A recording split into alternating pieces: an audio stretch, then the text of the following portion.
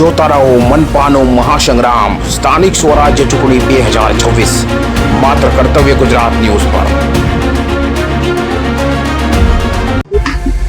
નમસ્કાર દર્શક મિત્રો, મનપાના મહાસંગ્રામમાં આપણે પહોંચી ગયા છે વોર્ડ નંબર 5 ફૂલપાડા અશ્વિની કુમાર ખાસ સૌરાષ્ટ્રવાસી વિસ્તાર છે અને આ વિસ્તારની રાજનીતિ અને રાજકારણ પર હાલ સમગ્ર ગુજરાતની નજર છે, કારણ કે હાલ જે રીતના અહીંયાના સમીકરણો છે તે જોતા સૌ કોઈ અહીં નજર જમાવીને બેઠા છે।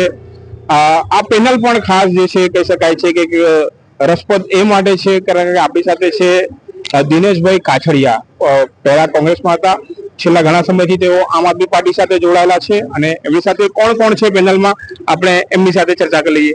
દિનેશભાઈ, ખૂબ ખૂબ સ્વાગત છે મનપાના મહાસંગ્રામમાં। સૌપ્રથમ આપણા પેનલનો પરિચય આપ આપી દો। વોર્ડ નંબર 5 ફૂલપાડા અશ્વિની કુમારની આ સુરત શહેરની પેનલ છે।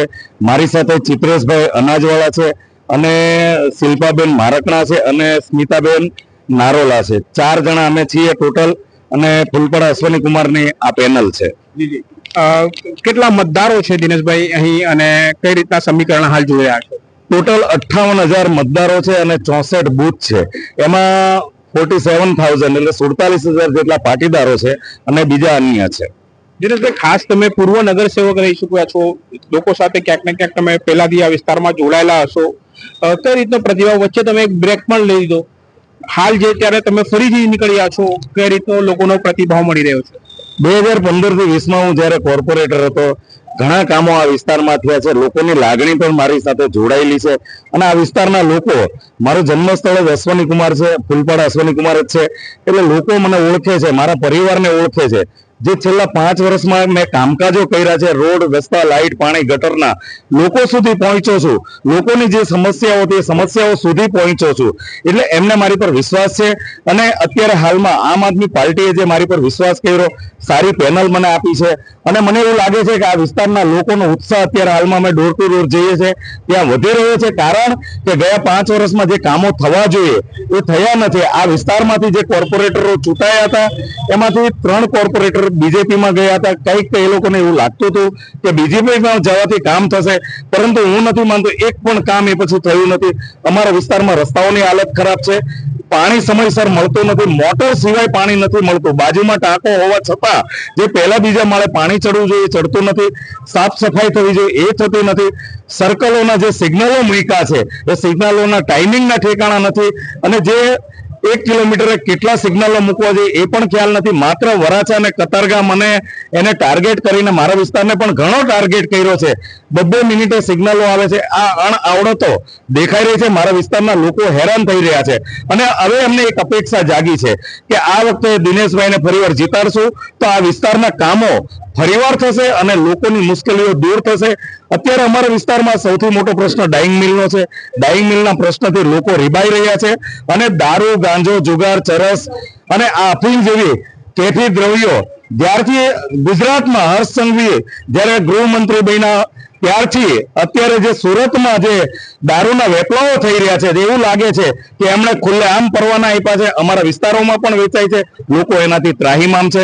ઘણી સમસ્યાઓ છે, આ સમસ્યાઓ લઈને લોકો અમારી સુધી આવ્યા છે અને અમે એમને ખાતરી આપી છે કે પ્રથમ કામ જે લોકોની સમસ્યા છે ત્યાંથી અમે ચાલુ કરશું। દિનેશભાઈ, અનેક મુદ્દા જણાવ્યા, તેમાં પ્રજાને લગતા, આરોગ્યને લગતા, રસ્તાઓને લગતા, દારૂને લગતા અલગ પ્રશ્નો છે। આપણી સાથે ચિત્રેશભાઈ અનાજવાળા છે, આજ સુધી આપના નેતાઓ જે કામગીરી કરતા હતા તે ચિત્રેશભાઈ થ્રુ લોકો સુધી પહોંચી હતી, હવે આપ પોતે મેદાનમાં ઉતરી ગયા છો, શું કહેશો? હું પોતે મેદાનમાં ઉતરું છું એ બદલ પાર્ટીનો પણ ખૂબ ખૂબ આભાર માનું છું અને હું અશ્વિની કુમાર ફૂલપાડા વોર્ડ નંબર 5 ની જનતાને આશ્વસ્ત કરું છું કે તમે જે અમારી પર ભરોસો મૂક્યો છે તેની પર અમે ખરા ઉતરીશું। રાત દિવસ અમે અશ્વિની કુમાર ફૂલપાડા વોર્ડને ક્રમાંક 1 તરફ લઈ જવા માટે અમે કામ કરીશું। બીજા બેન આપણી સ્મિતાબેન છે। સ્મિતાબેન, આપ મહિલા છો, કઈ રીતને આપ જયારે ડોર ટુ ડોરમાં જઈ રહ્યા છો, શું મુદ્દાઓ લઈને જઈ રહ્યા છો, લોકોનો કઈ રીતે પ્રતિભાવ મળી? હું સ્મિતાબેન હિંમતભાઈ નારોલા, વોર્ડ નંબર 5 માંથી ઉમેદવાર। હું ડોર ટુ ડોર જઈ રહી છું। ઘણી મહિલાઓ અમને એના પોતાના પર્સનલ પ્રોબ્લેમ અમને સમજાવે છે કે તમે અમે જે કરીએ છીએ સુરક્ષા અમને આપો એમ કે એ લોકોને મોંઘવારી આ જે મોંઘવારી છે એના બજેટની બહાર જતી રહી છે, એ મોંઘવારી થોડી દૂર કરો અને પ્લસ આ મોંઘું શિક્ષણ એ શિક્ષણથી એ લોકો બી બહુ ત્રાસમાં થઈ ગયા છે. શિક્ષણ એમાં મોંઘું શિક્ષણ છે એને થોડુંક એને કંટ્રોલમાં કરવાની જરૂર છે અને પ્લસ એને પોતાની લેડીઝ સુરક્ષાઓ જોઈએ છે. પોતાની લેડી સુરક્ષાઓ કે જેને પર્સનલી લેડી સુરક્ષા મળે કે જે બહાર નીકળે તો બી એ લોકોને માટે સુરક્ષિત રહી શકે એ લોકો. તો આ હતી વોર્ડ નંબર 5 ફૂલપાડા અશ્વિની કુમારની પેનલ, જ્યાં ઝાડુના નિશાન સાથે હાલ આ સમગ્ર પેનલ જે છે તે મેદાનમાં છે. ત્રિપાખીયો જંગ આ વખતે સુરત મહાનગરપાલિકાના 120 બેઠકો માટે છે, જેમાં ભાજપ કોંગ્રેસ સહિત આમ આદમી પાર્ટી પણ હાલ ખાસ જે સૌરાષ્ટ્ર બહુલ વિસ્તાર છે ત્યાં ક્યાંક ને ક્યાંક અસર કરે તે રીતની લોકોની સૌની નજર ત્યાં છે. ત્યારે ફૂલપાડા અશ્વિની કુમારના આપના ઉમેદવારો 26મી તારીખે જ્યારે કહી શકાય કે ચૂંટણીમાં મત પડશે અને 28 જ્યારે એનું પરિણામ આવશે ત્યારે લોકો જનતા એમની સાથે ઉભી રહી છે કે કેમ તે આપણે આવનારા સમયમાં જોવું રહ્યું. વધુ એક મોડમાં મનપાના મહાસંગ્રામ સાથે ફરી મળીશું. ત્યાં સુધી કેમેરામેન ફેજાન જારા સાથે કાદિર શેખ, કર્તવ્ય ગુજરાત ન્યૂઝ, સુરત.